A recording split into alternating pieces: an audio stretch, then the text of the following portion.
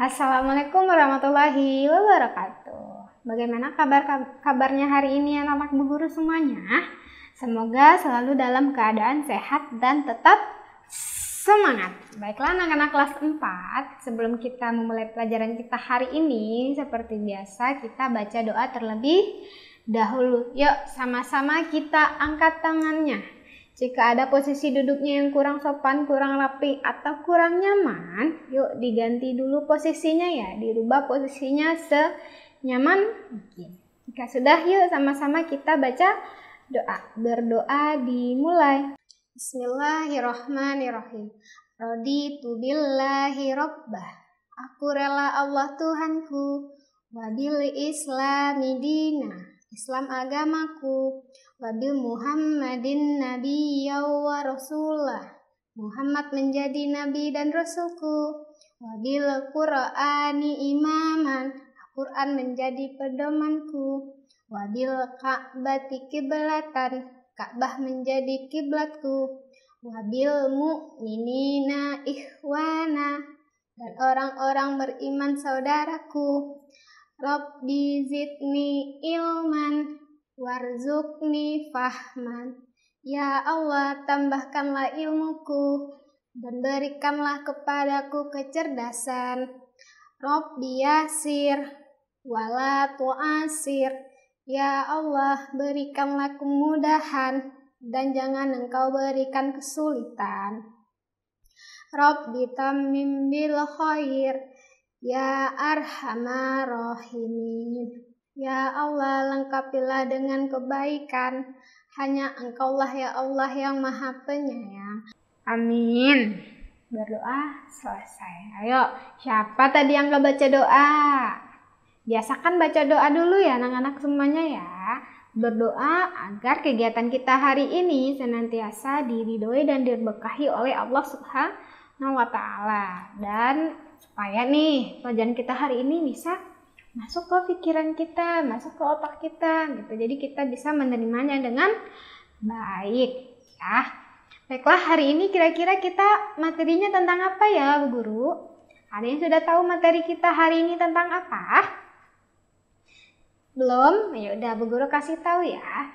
Hari ini kita mempelajari tentang memiliki sikap terpuji, yaitu sabar. Nah, jadi hari ini kita harus belajar sabar. Oke anak-anak ya. Nah, apa itu sikap sabar? Ada yang tahu sabar itu apa? Sabar ya, itu bukan nama orang ya anak-anak ya. Jika ada namanya sabar atau saberi ya, mungkin saja orang tuanya ingin anaknya menjadi orang yang sabar ya. Yuk sama-sama kita lihat lagi. Sabar adalah sikap menahan diri dari keluh dan kesah. Jadi kayak misalnya kita lagi nunggu terus kita marah-marah aja. Lama banget sih, berat banget padahal udah dikasih tahu ini terus kita marah-marah, berarti kita belum sabar. Nah, jika kita sabar, maka pikiran kita pun juga tenang ya. Nah, orang yang disebut sabar dan tabah jika sudah mendapat ujian dan musibah.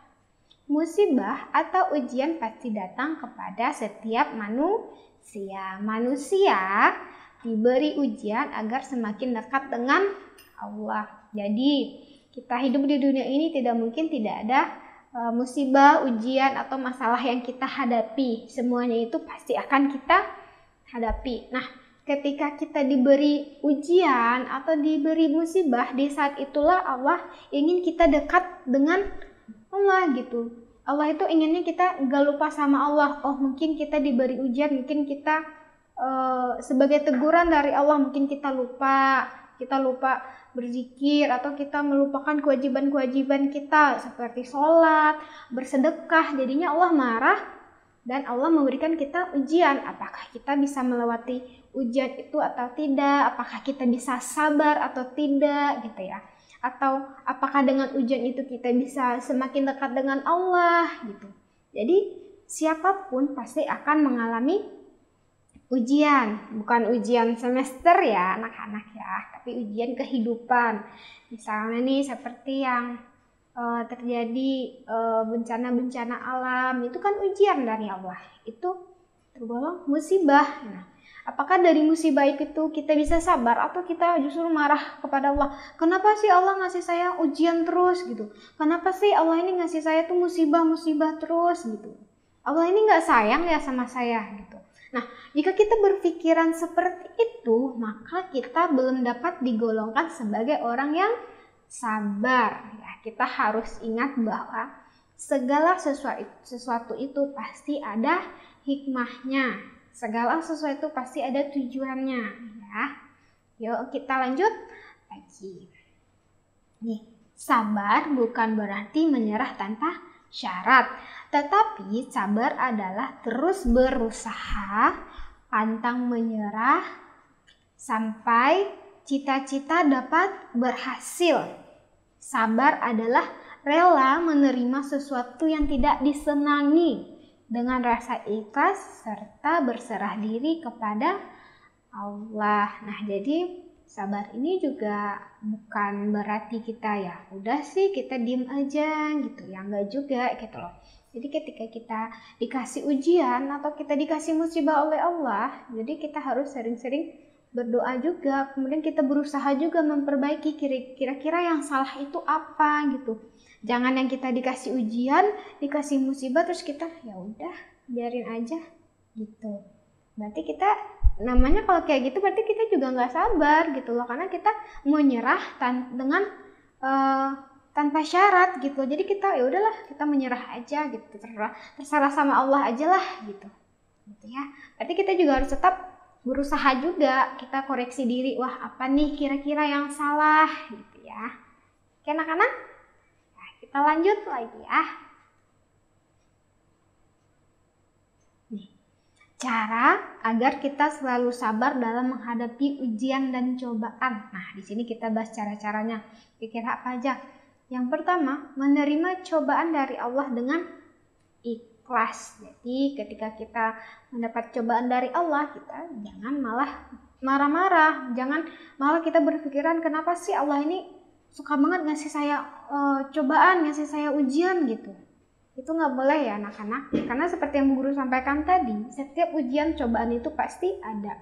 Malahan semakin kita menjadi orang yang baik, semakin kita menjadi orang yang taat, ujian itu akan selalu ada, seperti yang dialami oleh rasul-rasul dan nabi-nabi sebelumnya gitu. Jadi rasul dan nabi aja itu diuji sama Allah kesabarannya, ya kan?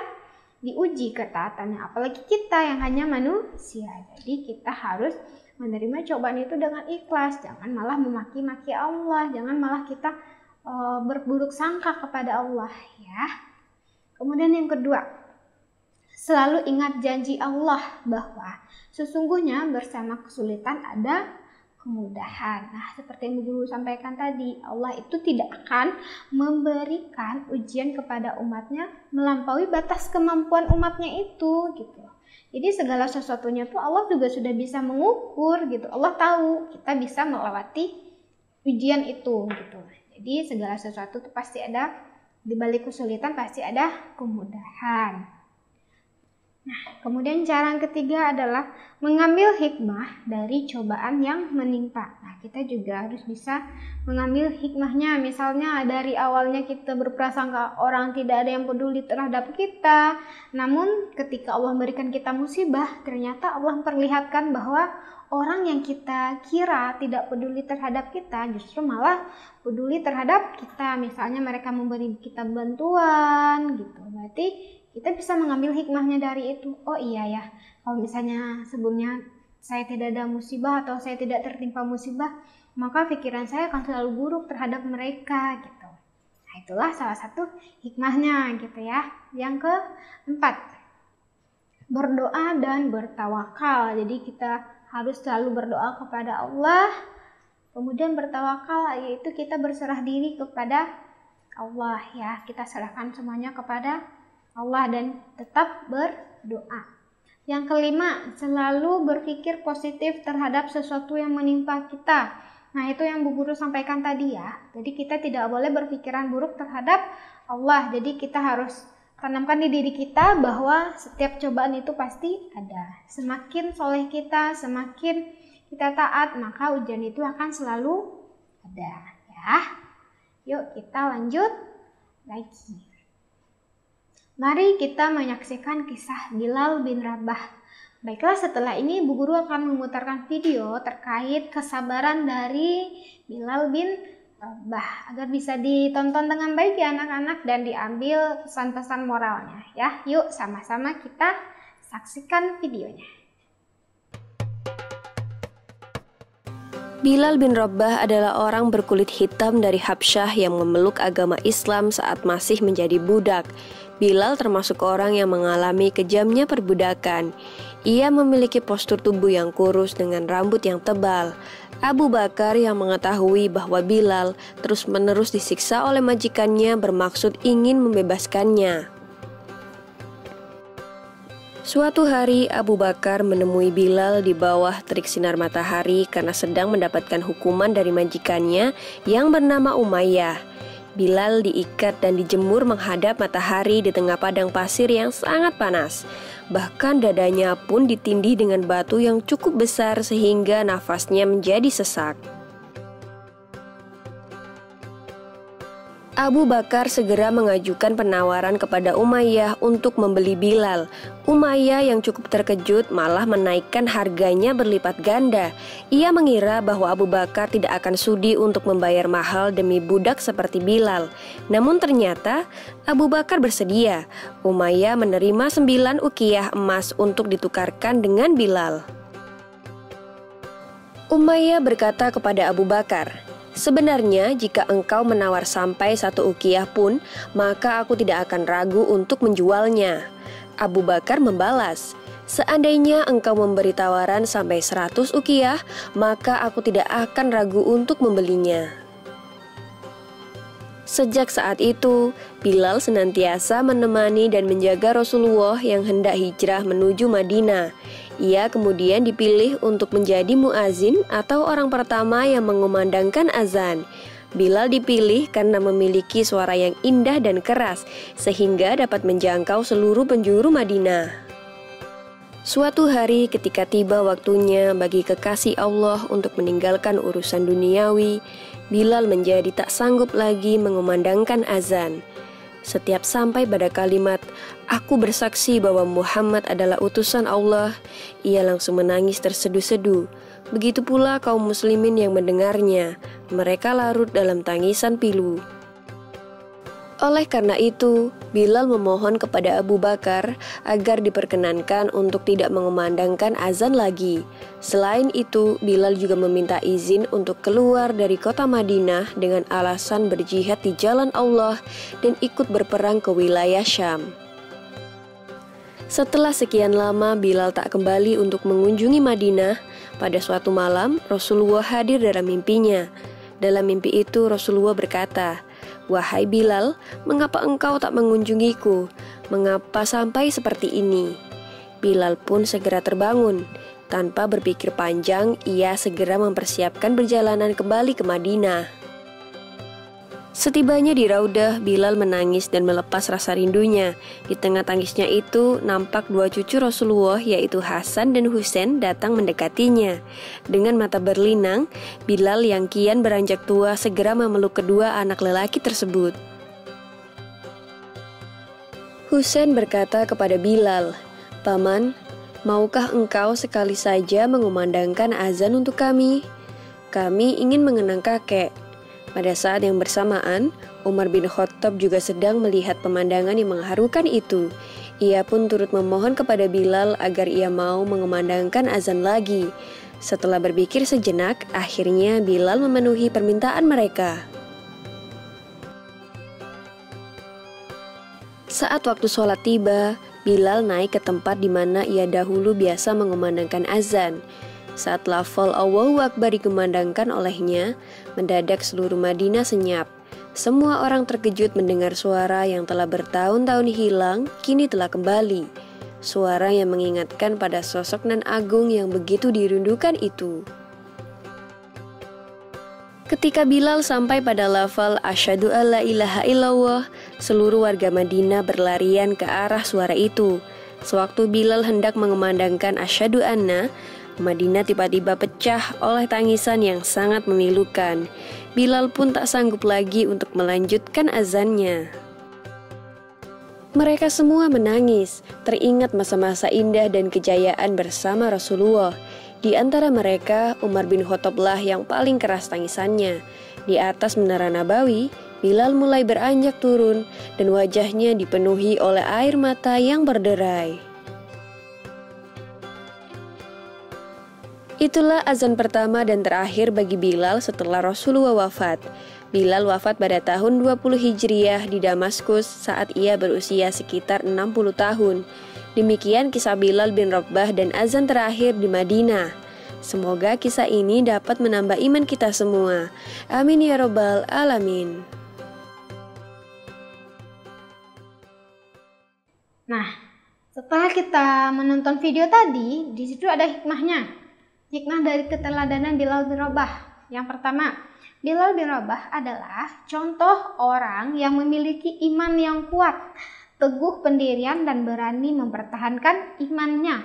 Jadi walaupun dia disiksa, dia dipaksa untuk menyembah Tuhan yang lain gitu, Bilal bin Rabah tetap hanya menyembah Allah, malahan selalu menyebut nama Allah, ahad ya, berarti dia tidak goyah imannya. Kemudian Bilal bin Rabah memberikan contoh sikap yang sabar dalam menghadapi ujian dan cobaan yang sangat berat, yaitu cobaan dari tuannya ini yang menyiksa dia gitu, tapi dia tetap sabar menghadapi ujiannya itu gitu ya. Kemudian sikap rela berkorban yang dicontohkan oleh Bilal bin Rabah. Jadi maksudnya ini rela berkorban, maksudnya itu adalah Bilal bin Rabah ini dia rela walaupun dia disiksa, dia dihina gitu, oleh majikannya ini, oleh tuannya ini, tapi dia rela aja gitu. Yang penting dia tetap menyembah kepada Allah, dia tidak mau menyekutukan Allah sekalipun dia merasa tersakiti ya.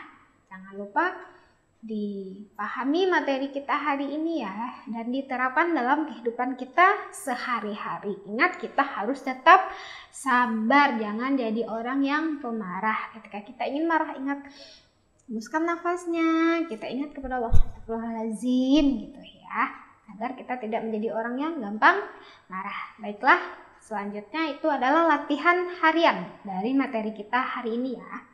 Itu ada di halaman 51, kemudian ada di halaman 52, kemudian halaman 53. Bagian 1 dan bagian 2 langsung di buku paket ya anak-anak. Jadi itu tuh sebenarnya berkelanjutan ya. Sebenarnya itu dari halaman 51 sampai dengan halaman 53. Baiklah, sekian materi kita hari ini. Semoga bisa menambah ilmu anak-anak hari ini ya. Dan jangan lupa dipraktekkan dalam kehidupan sehari-hari ya. Karena sabar itu penting untuk kita. Baiklah, sekian dari Bu Guru. Apabila ada salah, Bu Guru mohon maaf. Assalamualaikum warahmatullahi wabarakatuh.